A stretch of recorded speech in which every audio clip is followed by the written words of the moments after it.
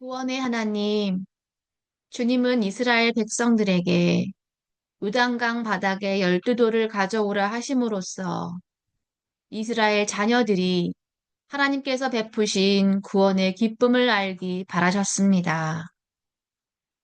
또한 죄 용서의 기쁨을 경험했던 바울은 몸을 입고 있든지 몸을 벗어버리든지 오직 주님 한 분만을 기쁘시게 하는 것이 소망이라고 고백하였습니다. 주님, 시편 기자의 고백처럼 우리들도 죄를 용서받고 잘못을 용서받은 자의 행복을 깊이 경험하길 원합니다. 이를 위해 우리 마음에 죄를 덮어두지 않고 주님께 숨김없이 털어놓음으로 주께서 베푸신 죄 용서의 기쁨을 깊이 체험하게 하옵소서. 그렇게 죄 용서의 기쁨을 아는 자가 되어 내 인생의 목표를 나의 행복이 아닌 주님을 기쁘시게 하는 것으로 삼으며 살아가게 도우소서. 주께서 주신 소중한 자녀들에게 부지런히 말씀을 가르쳐 그들 역시 죄 용서의 기쁨을 온전히 누리며 살아가도록 하옵소서. 그리하여 이런 우리들을 통해 우리 주변 모든 사람들이 주님의 크신 영광을 보고 여호와 하나님만 섬길 수 있게 하옵소서. 예수님의 이름으로 기도드립니다. 아멘. 네, 말씀 같이 보겠습니다. 오늘 말씀은 여호수아서 4장 말씀과 우리 고린도 후서 5장 말씀입니다. 어제 본문에 이어지는 말씀입니다. 구약 본문 그리고 신약 본문 모두 어제 본문에 이어지는 그런 본문입니다. 먼저 여호수아서 말씀 본문 봉독하고 묵상하겠습니다. 그날 여호와께서는 여호수아를 모든 이스라엘 사람들 가운데서 큰 사람으로 만드셨습니다. 이스라엘 사람들은 모세를 존경했듯이 여호수아가 사는 날 동안 그를 존경했습니다. 그때 여호와께서 여호수아에게 말씀하셨습니다. 증거궤라고도 불리는 언약궤를 메고 있는 제사장들에게 요단강에서 올라오라고 명령하여라. 그래서 여호수아는 제사장들에게 강에서 나오시오라고 명령했습니다. 그러자 제사장들은 여호와의 언약궤를 메고 강에서 나왔습니다. 그들이 강가의 마른 땅을 밟자마자 강물은 강을 건너기 전처럼 다시 넘쳐 흘렀습니다. 백성들은 첫 번째 달의 일째 되는 날에 요단강을 건넜고 여리고 동쪽의 길갈에 진을 쳤습니다.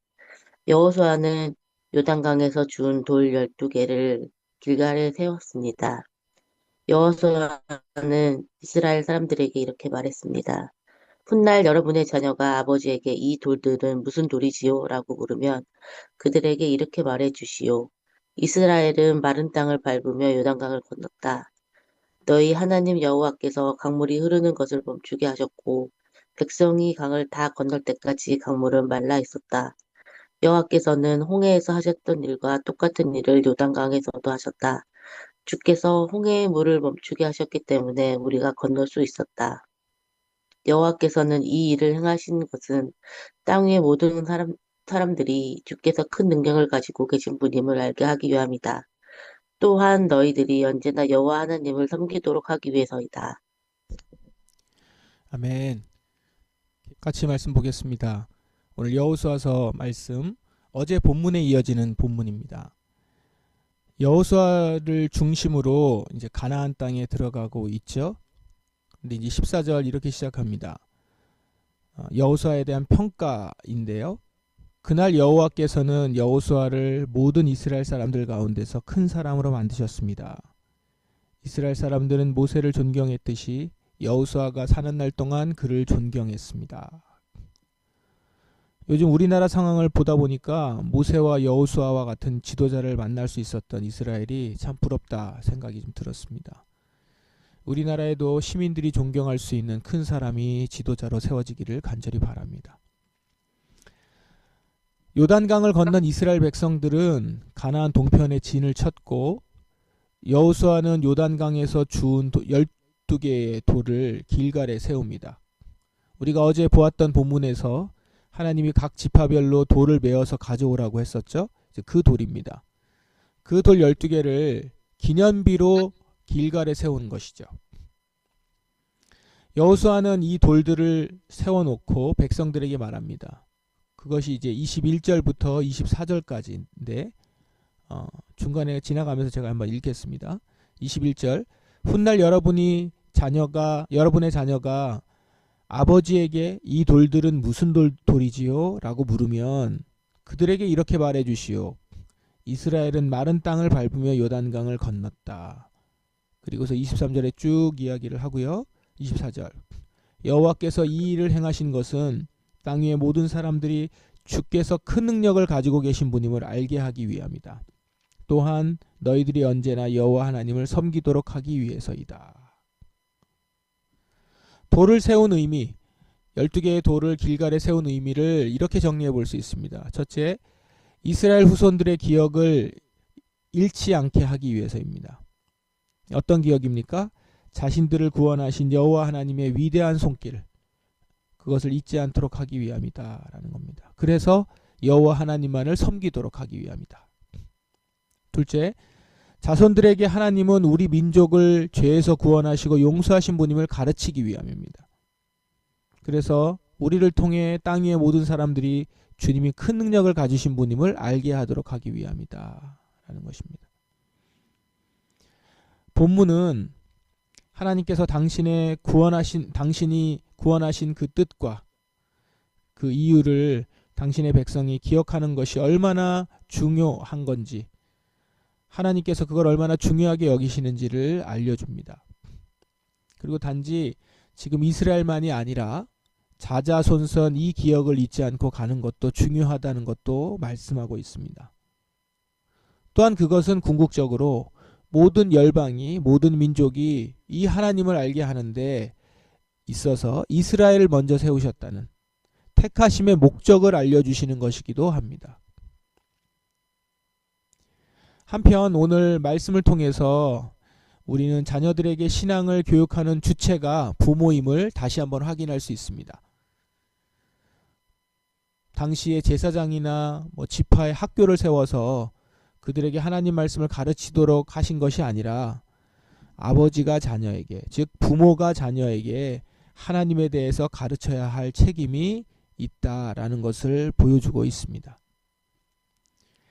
자, 이제 우리 신약 본문 보겠습니다. 고린도 후서 말씀 읽고 우리 묵상하도록 하겠습니다.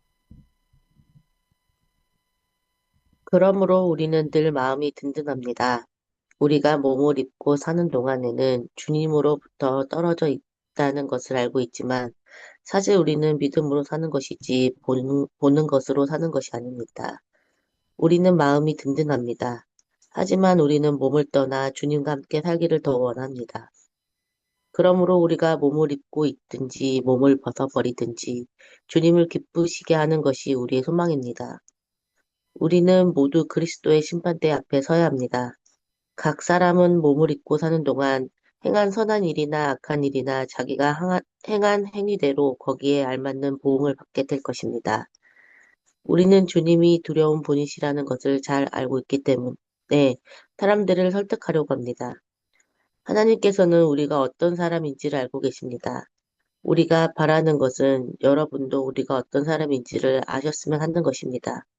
우리는 또다시 우리 자신을 여러분에게 내세우려는 것이 아닙니다. 단지 사람의 마음에는 관심이 없고 외모만을 자랑하는 사람들에게 여러분이 대답할 말이 있도록 여러분에게 우리를 자랑할 기회를 드리려고 합니다. 우리가 제정신이 아니라면 그것은 하나님을 위해서 제정신이 아닌 것이며 우리가 정신이 온전하다면 그것은 여러분을 위해 그런 것입니다. 그리스도의 사람이 우리를 사로잡고 있습니다. 우리는 확신합니다. 한 사람이 모든 사람을 대신하여 죽었으므로 모든 사람은 죽은 것입니다. 그리스도께서 모든 사람을 대신하여 죽으신 것은 살아있는 사람들이 더 이상 자기 자신을 위해 살지 않고 자신들을 위해 죽었다가 다시 사신 분을 위해 살게 하려는 것입니다. 아멘.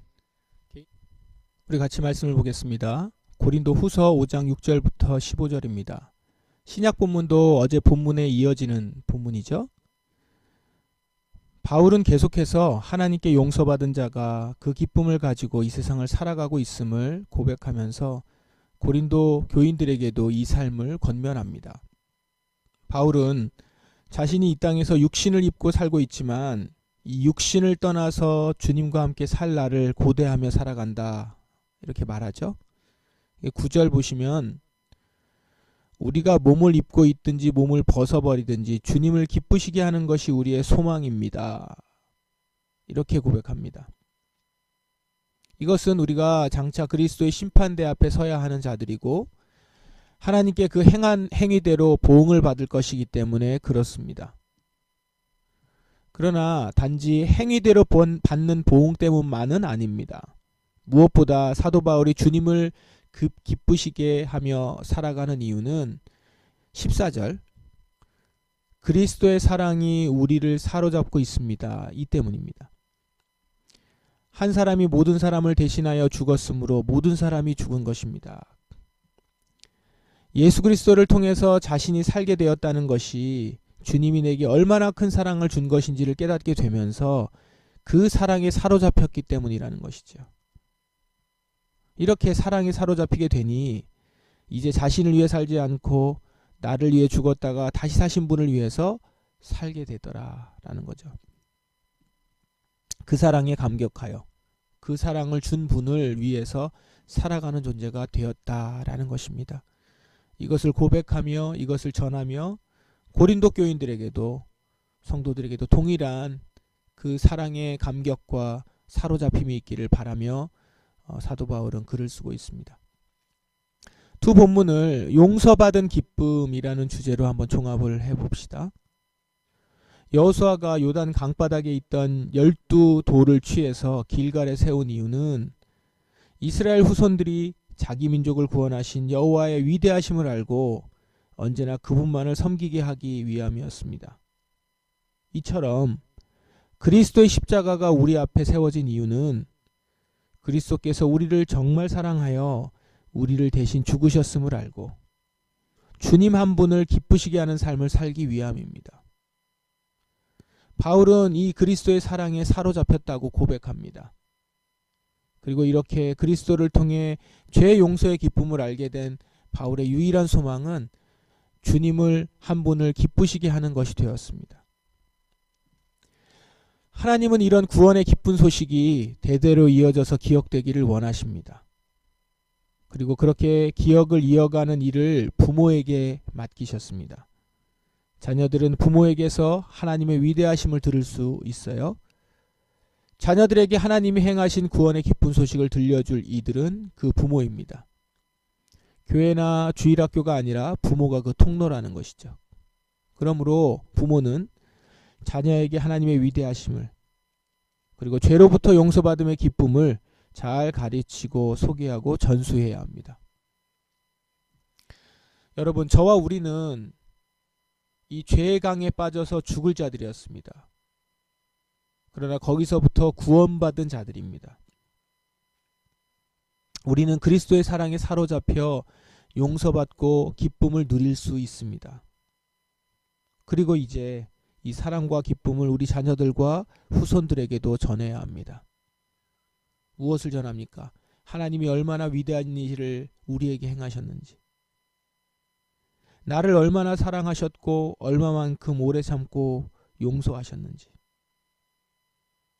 그래서 내가 어떻게 이렇게 살게 되었는지, 어떻게 나를 위해 살지 않고 주를 위해 살게 되었는지, 우리는 이런 것들을 우리부터 깨닫고 또한 우리의 자녀들에게 후손들에게 전하는 것이죠.